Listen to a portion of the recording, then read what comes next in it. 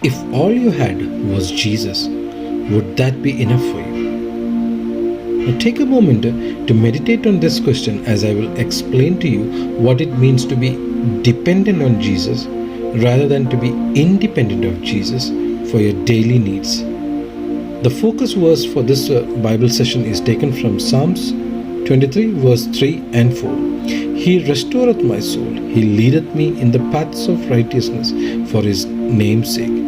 Yea, though I walk through the valley of shadow of death, I will fear no evil, for thou art with me, thy rod and staff, they comfort me. David believes that God gives us the much needed break from our daily hard work to renew and restore our bodies when he says that he restoreth my soul. The fact that God himself rested on the seventh day from all his work which he had created, as we read in Genesis chapter 2 verse 2, provides us with a wonderful example for us in this regard. The Good Shepherd then leads me in the correct way for his mercy's sake. As David says, he leadeth me in the paths of righteousness for his name's sake. God gives us an illustration of this and permits us to rest because he is aware that following guidelines alone can be dangerous if we lack the necessary physical strength to execute them. In verse 4, yea, though I walk through the valley of shadow of death, I will fear no evil. The Jordan Valley in the Bible days was overrun with the wild beasts such as lions, bears, hyenas, leopards, and jackals.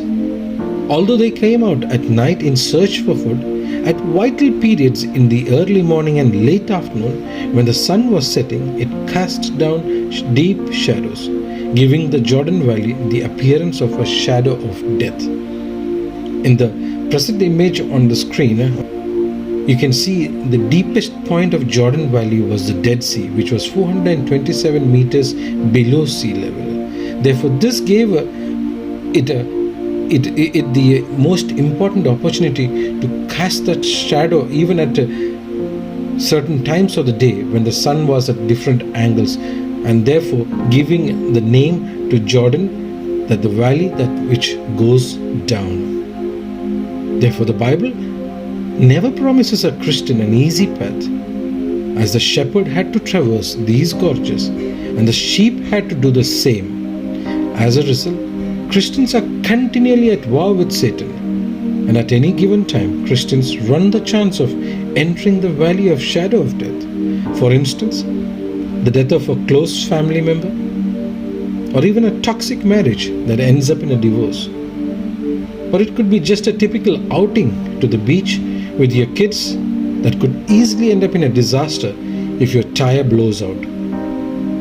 Therefore, these ferocious animals that emerge to attack, kill, and feast on these timid sheep are a representation of Satan who hides and strikes us.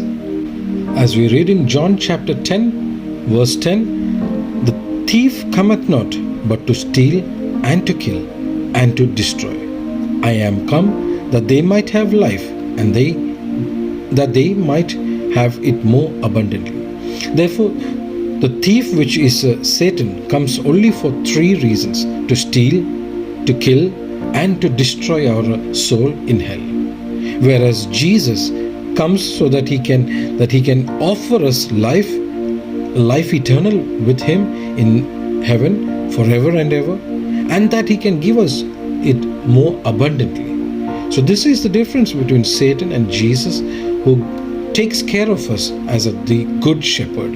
In Proverbs chapter 12, verse 13, King Solomon advises us that in the midst of a storm, keep going and stay anchored to Jehovah. For a righteous man will escape troubles, whereas a sinful man is trapped in his own words.